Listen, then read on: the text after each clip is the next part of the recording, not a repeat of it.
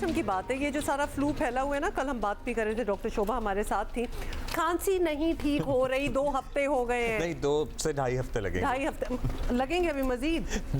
مطلب جن دوستوں سے ہمیں لگا نا, ہمیں شک ہے, انہوں نے ہمیں بتایا کہ 2 ہفتے لگیں گے. اچھا, کل کوئنسیڈنٹلی ہم کل کہیں گئے ہوئے تھے اور پھر ان دوستوں سے ملاقات بھی ہوئی, پھر جو ایک دوسرے پہ الزامات کی بوچھاڑ ہوئی کہ کس کو کس سے لگا ہے.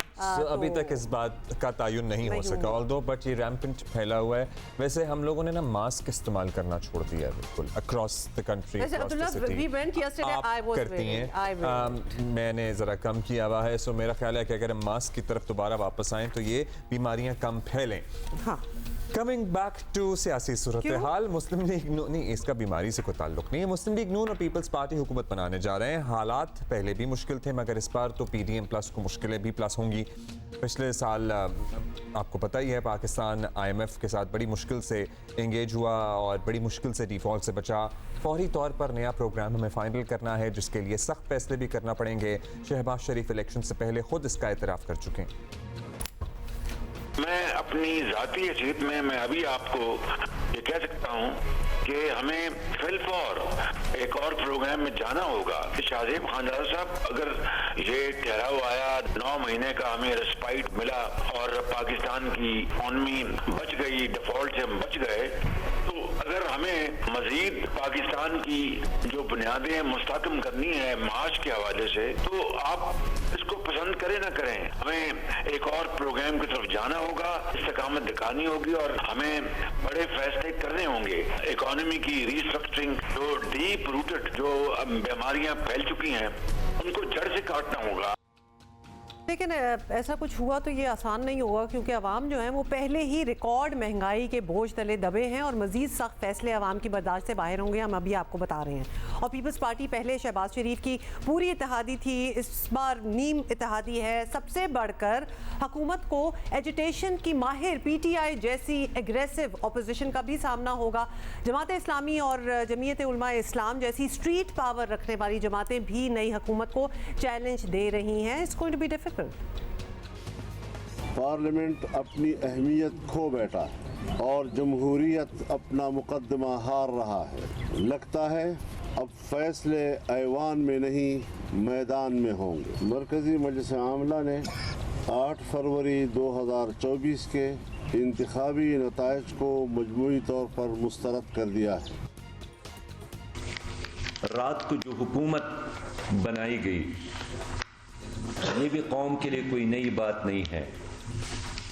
2 خاندانوں کی بادشاہت قائم کی گئی جو گزشتہ 30 سالوں سے پاکستان پر مسلط ہے. میں نہیں سمجھتا ہوں کہ یہ کمپنی کتنے دیر چلتی ہے, لیکن یہ چلنے والی کمپنی نہیں ہے. مسلم لیگ نون کی چیف آرگنائزر مریم نواز نے وزیر اعلیٰ پنجاب نامزد ہونے کے بعد پہلی بار نون لیگ کی پارلیمانی پارٹی سے خطاب کیا. اگلے 5 سال کے لیے بڑی انٹرسٹنگ اور بڑی ایسی باتیں جو ایکسپیکٹ نہیں کی جا رہی تھیں وہ انہوں نے کی. مثالی صوبہ بنانے کے لیے اپنے ترقیاتی منصوبوں سے لوگوں کو آگاہ کیا. 5 آئی ٹی سٹیز کے علاوہ انہوں نے ستھرا پنجاب کا پروجیکٹ شروع کرنے کا اعلان بھی کیا. پنجاب میں 5 سال کے بعد کوئی گلی ایسی نہ رہے جو ٹوٹی ہوئی ہے, کوئی جگہ ایسی نہ رہے جہاں پانی کھڑا ہے, کوئی ایسا شہر نہ ہو, کوئی ایسا گاؤں نہ ہو جہاں صاف پانی ہم مہیا نہ کر سکیں, کوئی ایسا گاؤں نہ ہو جس میں صفائی کا بہترین سسٹم نہ ہو. تو یہ ایک بہت چیلنجنگ ڈانٹنگ ٹاسک ہے جس کو ہمیں وار فوٹنگ پہ کرنا ہے انشاءاللہ, اور ہم کریں گے. کچھ انٹرسٹنگ باتیں تھیں جن پہ لک فارورڈ ٹو کیا جا سکتا ہے, جیسے ایئر ایمبولینس کی بھی آپ کو پتہ ہے ہیلتھ پہ کافی فوکس تھا ایکچولی, اور ایئر ایمبولینس کی بھی بات کی تھی انہوں نے. مریم نواز جو ہیں وہ انقلابی اقدامات کے لیے بڑی پورے اعتماد ہیں, لیکن نون لیگ کے اپنے رہنما بھی مان رہے ہیں کہ نئی اقلیتی حکومت کمزور ترین ہوگی اور وہ ایک طرف پیپلز پارٹی تو دوسری طرف پی ٹی آئی کے گھیرے میں ہوگی. اور اس وقت ڈی دھاندلی کے آپ کو پتہ ہے خلاف 3 صوبوں میں احتجاج ہو رہا ہے اور اسے فوری طور پر ڈیل کرنا ہوگا. یہ سارے چیلنجز جو ہیں جو کہ امیجیٹ चैलेंजेस नज़र आ रहे हैं। शहबाज शरीफ जो है वो बदतरीन कारकर्दगी दिखाने वाली PDM हुकूमत का चेहरा थे और नून लीग ने उसकी इलेक्शन में भारी कीमत जो है वो चुकाई है। वो तो हमें नज़र ही आ रहा है। आवाम को रिलीफ देकर अपनी पार्टी का सियासी सरमाया वापस लाना शहबाज शरीफ के लिए शायद सबसे बड़ा चैलेंज होगा। बहुत ही मुश्किल काम होगा। हाँ, it is going to be. अच्छा जी, ऑपोजिशन के क्या इरादे हो सकते हैं? रहनुमा जमीयत उलमा इस्लाम फे हाफिज़ अब्दुल्ला साहब हमारे साथ मौजूद हैं। हाफिज़ साहब शुक्रिया। हाफिज़ साहब, इलेक्शन के बाद हुकूमत साजी के लिए राब्ते और मुआहदों का एक अमल चल रहा था।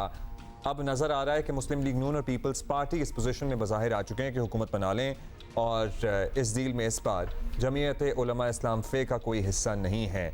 तो क्या हतमी समझा जाए कि मौलाना और नवाज और जरदारी साहब के रास्ते अब अलग हो चुके हैं?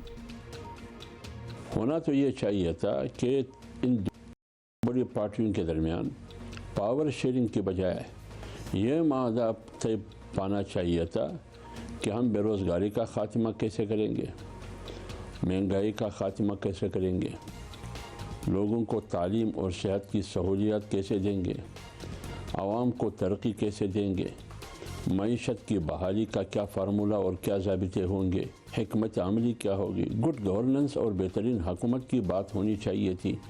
लेकिन वहाँ बदकिस्मती से बात की जाती थी इक़्तिदार की तकसीम की, कुर्सियों की तकसीम की, पावर शेयरिंग की।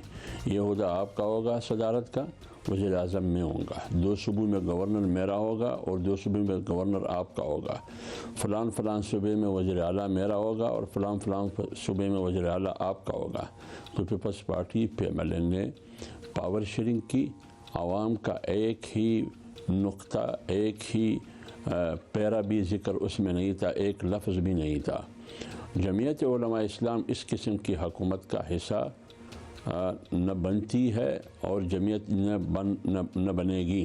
ये सवाल तो बनता ही नहीं है कि जमीयत उलमा इस्लाम कहाँ खड़ी है। जमीयत उलमा इस्लाम PMLN और मुस्लिम लीग नून और पीपल्स पार्टी से एक अलग रास्ता अपना चुकी है। ये तो जमीयत उलमा इस्लाम ने ख़ुद फैसला किया। जो हुकूमत इन्होंने बनाई है ये सिर्फ इक़्तिदार के लिए है। ये मुल्क की भलाई, कौम की तरक्की, मुल्क की सियासी इस्तेहकाम और माशी इस्तेहकाम के लिए नहीं। मैं बाल्फाज़ दीगर इतना कहूँगा कि ये शादी बिलजबर है, तीर और शेर के दरमियान।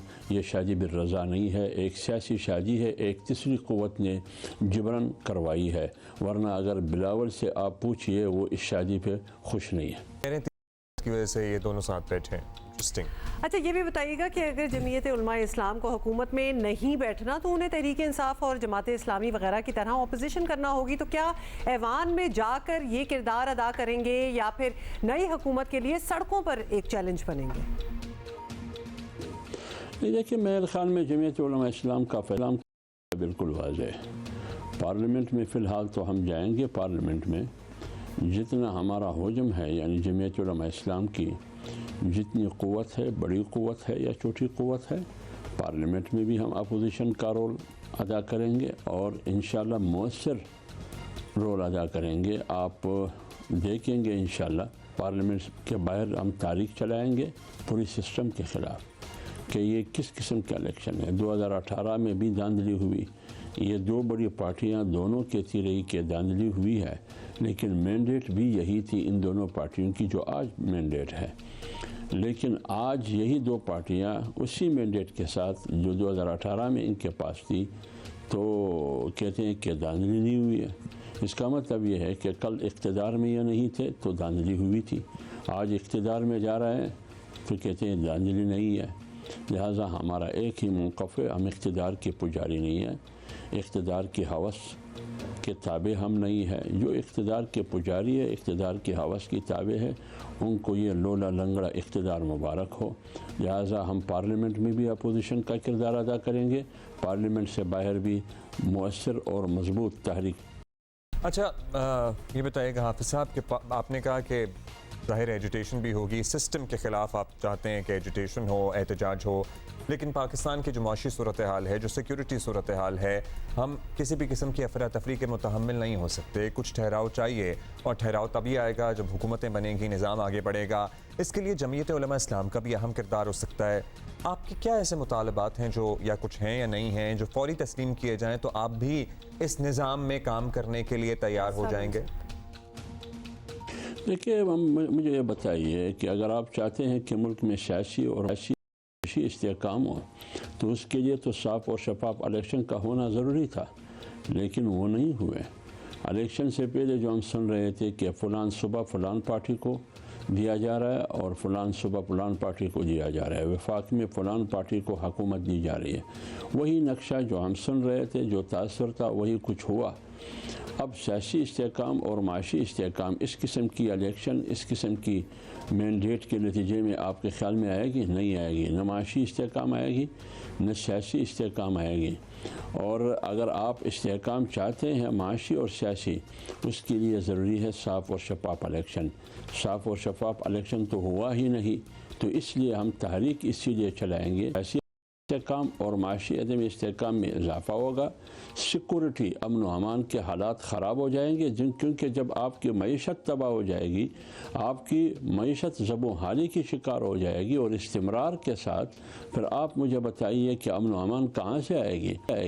ملک اور قوم کی کامیابی اسی میں ہے کہ اس ملک میں جمہوریت ہو, لیکن جمہوریت حقیقی جمہوریت ہو, آئین کی بالادستی ہو اور پارلیمنٹ سپریم ہو. اس الیکشن کے نتیجے میں سیاست ہار گئی, جمہوریت ہار گئی, دولت اور آمیریت جیت گئی. بہت شکریہ حافظ حمداللہ صاحب for speaking. Things can be difficult for the upcoming government, by